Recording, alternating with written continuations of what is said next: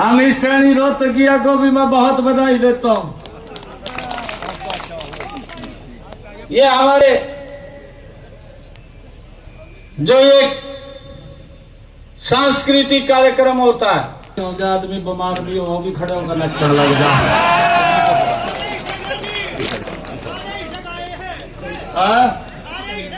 ऐसी गाय है सारे। बिल्कुल। मैं अमित जी को और उनकी पूरी टीम को मैं बहुत बहुत बधाई देता हूं, शुभकामनाएं देता हूं। भाइयों, तीसरी बार हरियाणा में आप सबके आशीर्वाद से सरकार बनी है और हमने जो बातें कही थी उन बातों को इम्प्लीमेंट करने का समय शुरू हो गया है।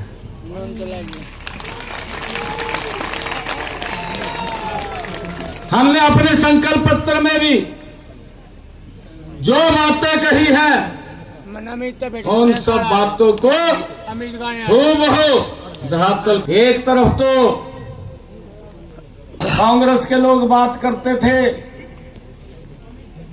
इनके बड़े बड़े नेता बोलते थे कहां बेरोजगारी फैल रही है, ये बात करते थे,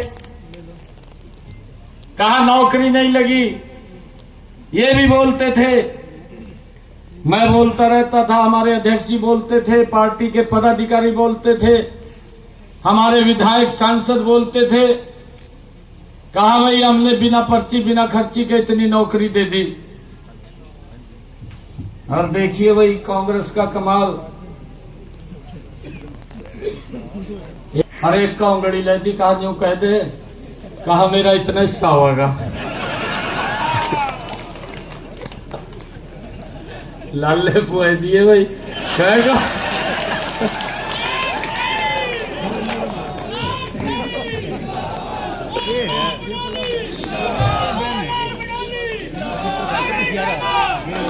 और एक और बात बता रहा, 12 मार्च को मुझे जिम्मेवारी दी, 16 मार्च को लोकसभा का कोड ऑफ कंडक्ट लग गया और 16 मार्च से जब तक विधानसभा का चुनाव होना था 6 जून को कोड ऑफ कंडक्ट हटा। हमारे पास 100 दिन थे मात्र। मैंने जब कोड ऑफ कंडक्ट हटा मैंने कहा कि मैं 50,000 नौकरी दूंगा। 15,000 को मैंने ज्वाइनिंग लेटर दिया। अभी कुछ और रह रहे थे, गति से मैं काम कर रहा था। लगभग 25,000 युवाओं के रिजल्ट तैयार हो गए थे, कोड ऑफ कंडक्ट लग गया। ये बिना ने कहा न चले गए कोर्ट में। एक इनका नेता दिल्ली के अंदर बैठा, हुड्डा साहब ने फोन कर दिया, यहां तो हुड्डा साहब कह रहे, कहा युवाओं को रोजगार नहीं दे रहे। और वो व्यक्ति चला गया चीफ इलेक्शन कमीशन के पास और जाकर कहने लगा, कहा जी हरियाणा के अंदर नौकरियों के रिजल्ट निकाल रहे हैं, उसके ऊपर रोक लगाई जाए। क्या नाम था भाई उसका? जयराम रमेश। ये बुड्ढा का फोन तक रहा, जयराम रमेश तो तुरंत फाइल लेकर चीफ इलेक्शन कमीशन पर पहुंच गया, कहा भाई ये रिजल्ट ना निकाला जाए। एक तरफ तो ये लोग बोलते थे कि हम युवाओं के हितैषी हैं और दूसरी तरफ अगर आप लोग देखते थे ये लोग युवाओं के विरोधी नजर आते थे कि वो रिजल्ट भी इन्होंने रोकने का काम किया जो हमारे युवाओं को नौकरी बिना पर्ची बिना खर्ची के लगनी थी। और जयराम रमेश चला गया चीफ इलेक्शन कमीशन पर, कहा जी रिजल्ट ना निकलने दें, रिजल्ट पर रोक लगाएं। एक इनका बहुत बड़ा थिंक टैंक का सुरजेवाला साहब,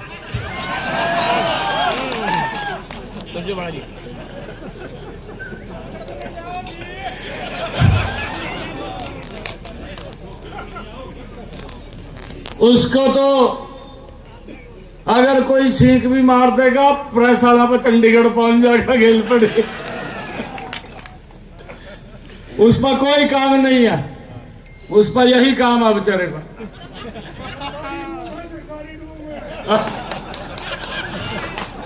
सरकारी डूमा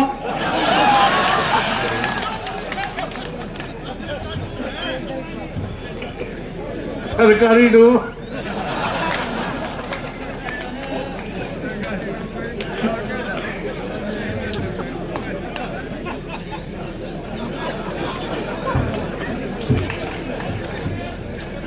जी, आप भी कह लो स्पीकर में जो कुछ तो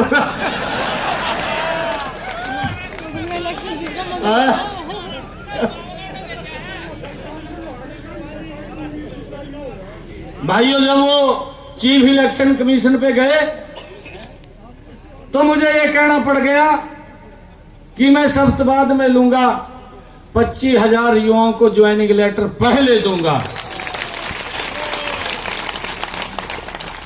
मुझे खुशी है, मैं आप सबको प्रणाम भी करता हूं। आप लोग अपने मिशन के ऊपर खड़े रहे, और जो उन्होंने अपने कुछ लोगों को बोल दिया था, कहा इससे की बात लग जो कर्ण, हमारे 25,000 युवाओं के मेरे पास फोन आते थे, कहा रिजल्ट जल्दी निकाल दे। कहा मैं क्या करूं, मैं तो निकाल रहा हूं। कहा परंतु इन्होंने दिक्कत पैदा कर दी, लेटर रह गया भी आप रिजल्ट नहीं निकाल सकते। और उसके अंदर इन्होंने पूरी प्लानिंग बना ली, कहा जी मेरे हिस्से में इतने अरे। एक ने तो जमी कमाल कर दिया, वो गवा में जय करार कह करा ठूड़े के अनुसार दूंगा नौकरी। कहा वो जमी उससे आगे निकले। मैंने कहा भाई तो जो 2014 से पहले हमारे युवाओं की स्थिति थी वही करती। परंतु मैं आप सबको प्रणाम करता हूं, भारतीय जनता पार्टी एक बहुत बड़े मैंडेट के साथ तीसरी बार सरकार बनी, और भाइयों शब्दवाद में ली। पहले मेरे 25,000 युवाओं को ज्वाइनिंग लेटर उनके घर पर गया है। भाइयों,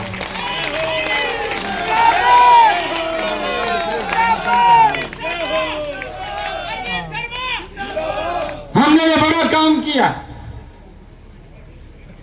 और भाइयों, मैं लगातार इस बात को बोलता था, मैं ये बात बोलता था क्योंकि जब मैं सांसद था मेरे पास लोग आते थे, लोग आकर के बोलते थे कि भाई डायलिसिस के लिए हॉस्पिटल में फोन कर दें, मेरा फ्री हो जाएगा। क्योंकि डायलिसिस हफ्ते में भी कराना पड़ता था, कई लोग तो तीसरे दिन कराते थे, काफी पैसा खर्च होता था। एक डायलिसिस के ऊपर लगभग 2,500 रुपए खर्च होता था, 2,500-3,000 रुपए के करीब में खर्च होता था। अगर व्यक्ति को 4 कराने पड़ गए तो 10-15 हजार रुपए का महीने का उसका खर्चा होता था। हम फोन कर देते थे कि भाई इसका फ्री कर दो, फ्री हो जाता। बहुत सारे ऐसे लोग थे जो हमारे तक भी नहीं पहुंच पाते थे, बड़ी दिक्कत का सामना होता था। हमने अपने मैनिफेस्टो संकल्प पत्र में कहा 8 तारीख के बाद डायलिसिस हरियाणा के अंदर फ्री होगा, और फ्री हो गया है। किसी का कोई 5 पैसे नहीं लग रहा, कोई 5 पैसे नहीं लग रहा है। भाइयों, गति से काम करना है। आदरणीय मोदी जी के नेतृत्व के अंदर यह हमारा हरियाणा विकसित हरियाणा बनेगा। पिछले 10 वर्षों में आदरणीय मनोहर लाल जी ने जिस प्रकार का सिस्टम मजबूत खड़ा किया है, भाइयों उसको आगे बढ़ाते हुए हरियाणा के अंदर बिना भाइयों किसी अवरुद्ध के हरियाणा प्रदेश को तीव्र गति से आगे बढ़ाने का काम यह हमारी डबल इंजन की सरकार करेगी। बहुत सारे काम हैं, जिन कामों को गति से हमने करना है। हमने पूरी लिस्ट उनकी अधिकारियों को बोल करके तैयार की है। कुछ समस्याएं आपकी तरफ से भी आएंगी, उनका भी समाधान करेंगे, और कुछ जो हमारे ध्यान में आएंगी उनका भी समाधान करेंगे बिना भेद। मेरी मातृशक्ति आई है, हमारे युवा साथी आए हैं, हमारे बुजुर्ग आशीर्वाद देने के लिए आए हैं। इस ऐतिहासिक जीत के बाद दोनों हाथ जोड़ करके, शीश नवा करके आप सबको प्रणाम करता हूं। जी को जय श्री राम। लोगों की है, आप लोगों ने जो इतनी गर्मी में, भाइयों ये जीत उसका परिणाम है।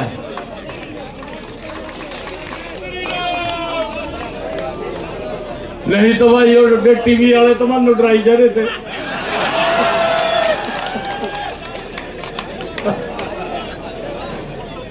रोज डराते थे टीवी वाले। ये मन में भी नहीं बहरा था उस बात का।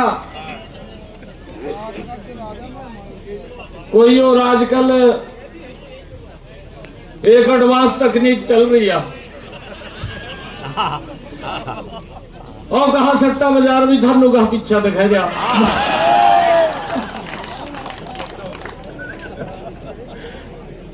मल्ले तो सट्टे बाजार का पता नहीं, तमा खाइयो क्या भाई सट्टा बाजार में। ये नई बीमारी थी जी। अब तो हम आप परेशान थे बहुत। मैं उचाणा में गया, उचाणा में जब मैं बोल का गया, मेरे ऊपर दबाव था काफी। तो मैंने अगले कार्यक्रम में जाना था, दौड़े अरे मारे सिक्योरिटी गार्ड थे, उन्हें रोक लिया। मखा भाई रोको नहीं नो, एक आने दो मखा। और वो छोरे लगे कहण मनो आएगा जब मैंने शीशा तारा, कहा मुख्यमंत्री जी चिंता न करो, कांग्रेस ने कहा गारे की तरह लीप देंगे। कहा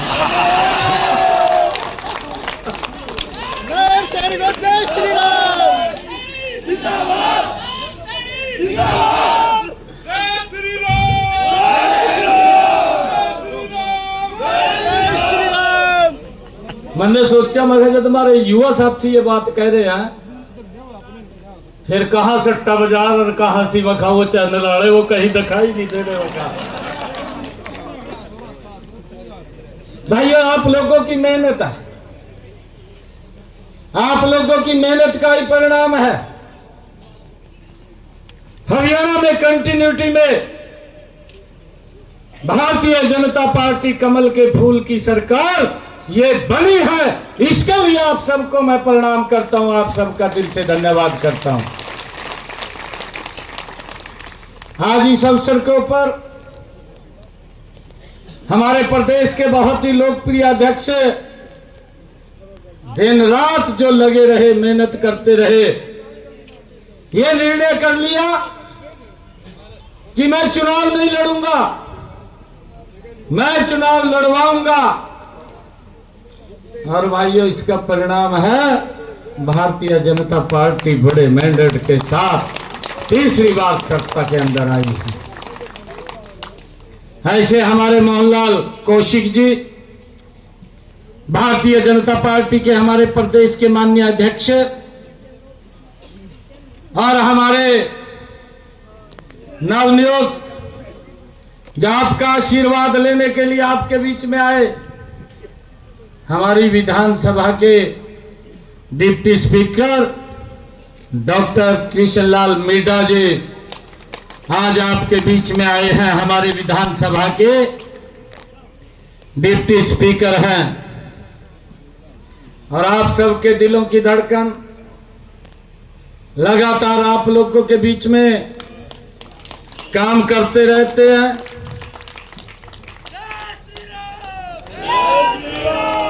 मैं एक बात और कह रहा हूं, मैं एक बात और बताऊं आपको, मारे आदमी बोले यार,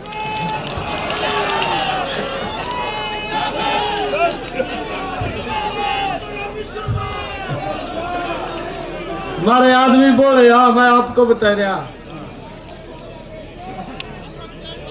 अरे भाई देखो बात सुनो, मैं बोले इस कर का कह रहा, ध्यान रखना चाहिए थोड़ा बहुत।